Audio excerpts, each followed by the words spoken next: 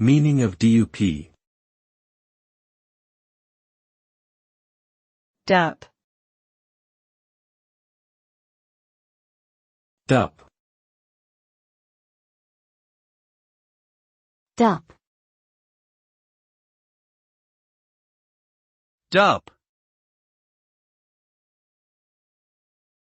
DUP is a programming term that stands for duplicate.